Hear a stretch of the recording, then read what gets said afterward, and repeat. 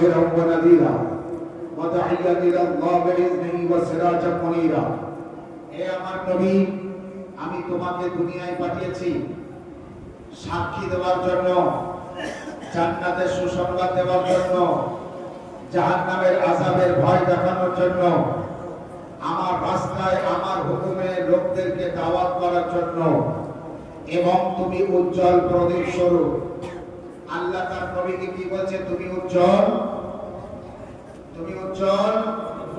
প্রদীপ স্বরূপ আপনারা শুনেছেন না আপনারা দেখেছেন না আগে উত্তর দেন আপনারা দেখেছেন না আমরা রাস্তায় গেলে রোদ্রের সময় আমাদের ছায়া হয় না আমাদের ছায়া হয় না আপনারা শুনেছেন আমাদের নবীর ছায়া ছিল না যারা তাকে মানুষের সাথে তুলনা দেয় যারা তাকে মানুষের সাথে তুলনা করে এবং বলে নবী আমাদের মতো আমরা রোদ্রে গেলে ছায়া হয় আমার নবীর ছায়া কেন হতো না যদি নবী আমাদের মতো হয় তো নবীরও ছায়া হওয়া দরকার জানেন এর অনেকটি কারণ আছে তার মধ্যে একটি কারণ হলো আমাদের নবী নূরের নবী আমাদের নবী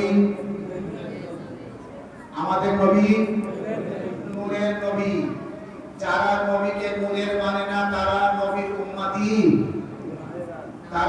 উম্মতি তারা জোর করে উম্মতি বলে কিন্তু আমাদের নজরে তারা নবীর উম্মতি না তারা নবীর বদনাম করার জন্য কলেমা পড়েছে তারা জান্নাতে যাওয়ার জন্য কলেমা সালাওয়াত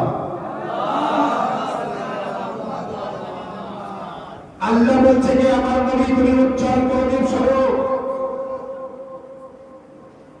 একটা আলো জ্বালান আসে আলোর ছায়া দেখান তারপরে বলবো কত বড় পাপের বেটা একটা লাইট জ্বালান এই যে আলো জ্বলছে আলো ছায়া দেখান আলো ছায়া হবে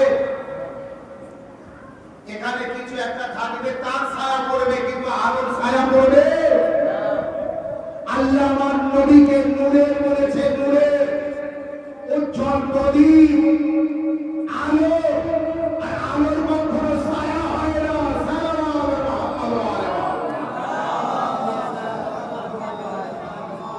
তাহলে বোঝা গেল আমাদের নিকটে না এসে যারা বলে এরা নবীকে মানে না নবীকে মানে পৃথিবীর কোন নবীর উন্নত অতটা নবীকে মানে না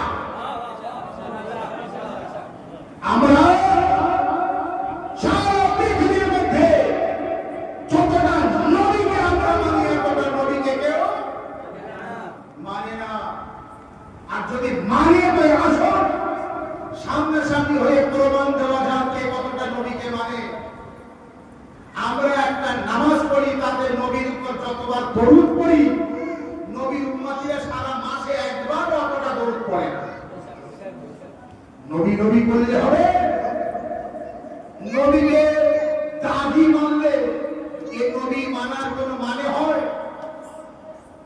ভাই আপনি যখন ইলেকশনে একজনকে দাঁড় করাবেন একটা চোর একটা দস্যু একটা ডাকাতকে যদি ইলেকশনে দাঁড় করানো হয় তো গ্রামের লোক বাধা সৃষ্টি করে না বলল দাগি নাউজুবিল্লাহ আমার আপনার নবী তাকে লোক দাগি বলে কতটা অপরাধ কতটা গুনাহ কতটা খারাপ কথা আমাদের নবী সম্পর্কে বলা হয়েছে যারা নবীর বদনাম করার জন্য ইসলাম গ্রহণ করেছিল আমি মনে করি আর টাকা নেই ভুলিয়ে গিয়েছে হয়তো আমার নসিব হবে না কিন্তু এসে গিয়েছে মাশাআল্লাহ আল্লাহ কবুল করতে আমরা এখন আছে সালাওয়াত মাহমুদ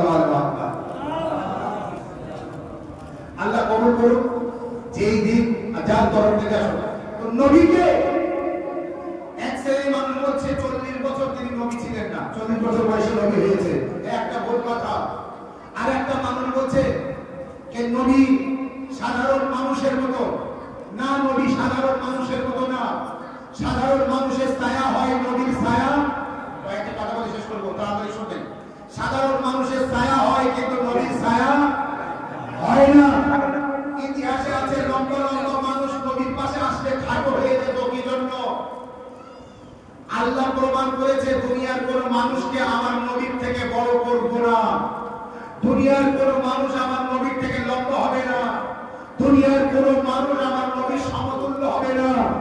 লম্বা লম্বা মানুষ নবীর থেকে 1 হাত লম্বা, নবীর নিকটে আসলে নবীর থেকে হাইট এসে ছোট হয়ে যেত। আল্লাহ বলছে খবরদার আমার নবীর যেন বড় হবো তো দূরের কথা, আমার নবীর সাথে তুলনা করবি না।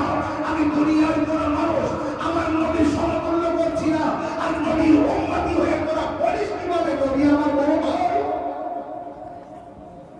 নবী আমার বড় ভাই।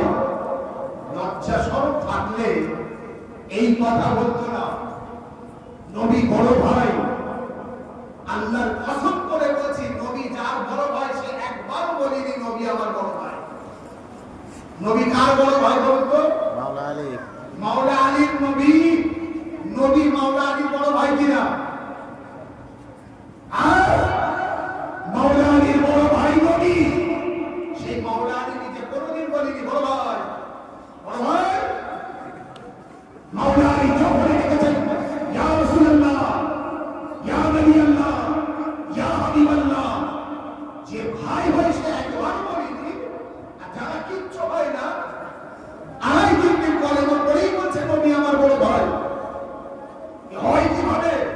তো যদি নবী বড় ভাই হয় তো ছোট ভাই যখন ছায়া হয় তো নবীও ছায়া দেখাতে পারবে না।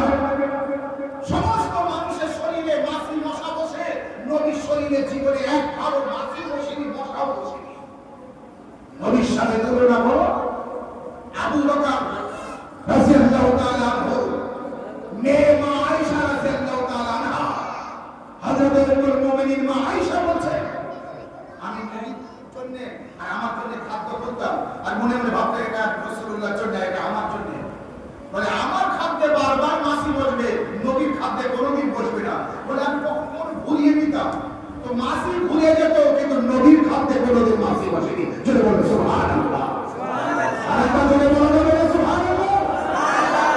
এবারে তো আখিরি মুনাজাত হবে, কিয়াম হবে, দোয়া হবে, এই তো লাস্ট। আমি তো লাস্ট বক্তব্য করেছি না, সবকিছু হবে। তাই তো বলে বলো সুবহানাল্লাহ, সুবহানাল্লাহ। রাসূলুল্লাহ খাদ্যে কখনো মশা কি জিনিস বসেনি, তারা শরীরে বসেনি, তারা খাদ্যে বসেনি। বালি বা ধুলোর উপরে পা রাখলে পায়ের দাগ বসে না? বসে না। রাসূলুল্লাহ বালির উপরে যত চলেছে কোনোদিন পায়ের দাগ বসেনি, কোনোদিন পায়ের ছাপ পড়েনি। আর পাথরের উপরে চললে পায়ের ছাপ পড়ে না, নবীর পায়ের ছাপ পাথরের উপরে পড়েছে। আল্লাহ দেখিয়েছে নবীর কারামতি, আল্লাহ নবীর কারামতি দেখিয়েছে।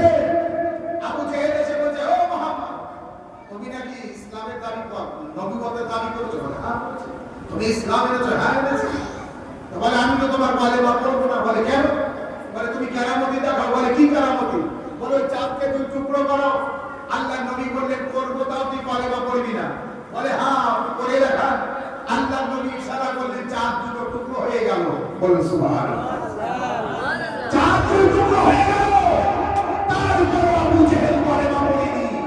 বোঝা গেল ঈমান যে না আনা সে কখনো আনবে না, কালেমা যে না পড়া সে কখনো করবে না। যতই আজকাল চিৎকার করো না কেন, আমি বুঝবো না তো বুঝবো না, আমি তোমার কথা শুনবো না তো শুনবো না। এত সুন্দর করে রাসূলুল্লাহ যে জীবনী বয়ান করছি, কেউ করবে? সারা রাত মিলাদ হবে আর রাস্তায় বুট ভাদার বাদাম খাবার কেনা হবে, কিন্তু মিলাদ শোনা হবে না। এই মিলাদের এখনো কিচ্ছু হয়নি।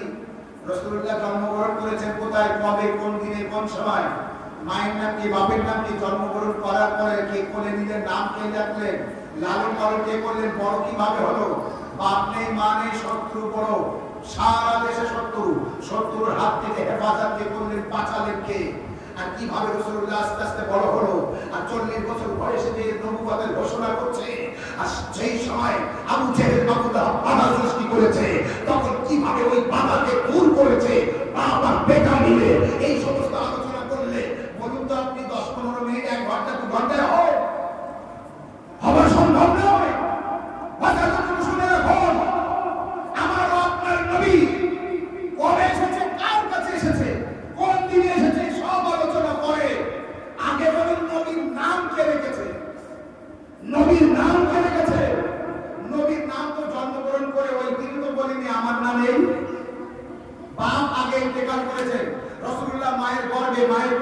বাপ ইন্তেকাল করেছেন, মা তো পাড়ায় গিয়ে বলেননি আমার সন্তানের নামেই, তাহলে নাম কে রাখলো? শুনুন, রাসূলুল্লাহ জন্মগ্রহণ করার পরে তার নাম রেখেছিলেন তার চাচা হযরত আবু তালিব আলাইহিস সালাম। এবং যে নাম রেখেছিলেন সেই নাম মুহাম্মদ। কি নাম? মুহাম্মদ সাল্লাল্লাহু আলাইহি ওয়াসাল্লাম। রাসূলুল্লাহর অনেক নাম আছে, যত নাম আছে কোন নাম ধরে কলেমা পড়লে কেউ মুসলমান হবে না। অমুসলিম মুসলমান হতে গেলে লা ইলাহা ইল্লাল্লাহ, মুহাম্মাদের জায়গায় তাহা রাসূলুল্লাহ, ইয়াসিন রাসূলুল্লাহ, মুজাম্মিল রাসূলুল্লাহ, মুদাসসির রাসূলুল্লাহ, যে কোনো রাসূলুল্লাহর নাম নিয়ে লা ইলাহা ইল্লাল্লাহ মুহাম্মদ রাসূলুল্লাহ এইভাবে বলেন, আপনি মুসলমান হবেন না। যতক্ষণ আবু তালিবের মুখ দিয়ে বা বাবা শব্দ উচ্চারণ না করবে কোন অমুসলিম মুসলমান হতে পারবে না। তাহলে আবু তালিবের ঈমান কায়েম করে একবার সাল্লাল্লাহু আলাইহি ওয়াসাল্লাম। যতক্ষণ লা ইলাহা ইল্লাল্লাহ মুহাম্মাদুর রাসূলুল্লাহ না পড়বে ততক্ষণ মুসলমান হওয়া যাবে না। তাহলে আবু তালিবের মুখ দিয়ে বার হওয়া শব্দ আল্লাহ কতটা পছন্দ করেছে? এক, দুই হলো রাসূলুল্লাহ যখন ইসলাম প্রচার করার জন্য 3 দিন, সর্বপ্রথম জীবনের প্রথম 3 দিন জলসা করেছিলেন আল্লাহর নামে, দ্বীন ইসলামের নামে। সর্বপ্রথম জলসা ইসলামের ইতিহাস বলছে সেই জলসা যে ঘরে হয়েছিল সেই ঘরটির নাম হলো হযরত আবু তালিবের ঘর। সেই ঘরের নাম হযরত আবু তালিবের ঘর। আমি বলবো ইয়া রাসূলুল্লাহ, আল্লাহর ঘর কাবা ঘরে খালি আছে, কাবা ঘরে যান, কাবা ঘরে গিয়ে আল্লাহর জলসা করুন, আবু তালিবের ঘরে কেন? তো আল্লাহর নবী উত্তর দেবেন, কাবা ঘরে মূর্তি রাখা আছে, ওইখানে এক্ষুনি আমি ইসলামে জলসা করতে পারবো না। আমি বলবো তাহলে আবু তালিবের ঘর বলে, আবু তালিবের ঘর তো মূর্তি নেই, এখানে মূর্তিবিহীন ঘর আছে। বোঝা গেল আরবের মধ্যে যত ঘর ছিল একটি ঘর মুসলিম ঘর ছিল, সেই ঘর আবু তালিবের ঘর।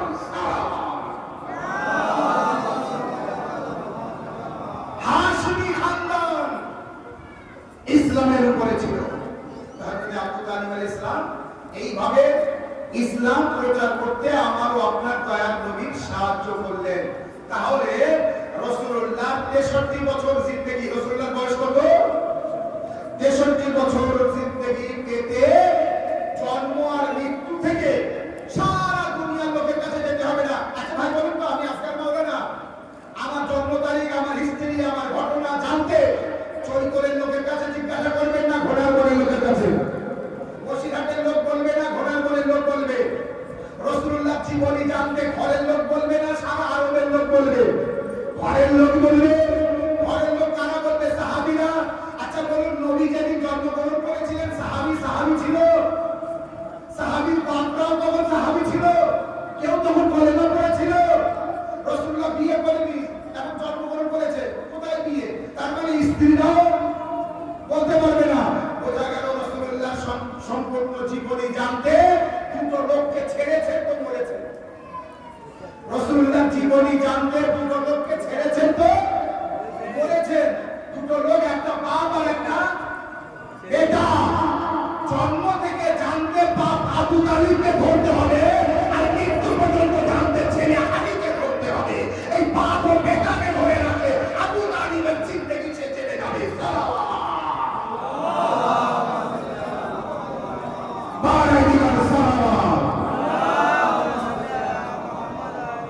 রাসূলুল্লাহ জীবনী আলোচনা করতে সন্ধ্যের পর মর্নিং নাইটে শুরু করবেন, আর ভাতটাতে দিকে আমার সময় দেবেন, ভালো করে খেয়ে দিয়ে এসে বসবেন, তারপরে সেই দিকে আলোচনা হবে। আসুন আল্লাহ তাআলার কাছে দোয়া করি, পরমাত্মা আমাদের মেহনতকে কবুল করুন। আল্লাহ, ইমাম বাড়ির মধ্যে যারা আছে এরা এখানে বসে থাকুক, আর এরা এখানেই বসে খাবে, যেন বাইরে থেকে কেউ না ঢুকতে পারে। আল্লাহ তুমি, আমরা তো ইমাম বাড়ির মধ্যে আছি, বাইরে কে কোথায় আছে আমরা দেখতে পাচ্ছি না। আল্লাহ তুমি ভালো করে দেখে রেখো এবং ওদের নেকিটা বেশি বেশি পৌঁছে দিও। আল্লাহ আল্লাহ রাব্বুল আলামিন সন্ধ্যার পর থেকে নিয়ে এই পর্যন্ত মাওলানা তামাদ্দুর সাহেবের মাহফিল পরিচালনা করছে। আল্লাহ তার মনে নেকি ছেড়ে কবুল করে। ওনার বোনান জবান কমিটি যুবক ছেলেরা যারা কষ্ট করে পরিশ্রম করে মাহফিল করেছে, আল্লাহ তাদের জান মাল ইজ্জত আপনি হেফাজত করো। এই মাহফিলে যারা বসে আছে আল্লাহ সকলের মনে নেকি ছেড়ে কবুল করে। ইমাম বাড়ির মধ্যে যারা বসে আছে আল্লাহ তাদের নেকি ছেড়ে কবুল করে দিও। আল্লাহ তাদের ব্যবসা বাণিজ্য আয়ুর্বেদিক রোজি রোজগার বৃদ্ধি করে দিও। খাস দোয়ার জন্য ইমাম বাড়ির মধ্যে যারা আছে, যারা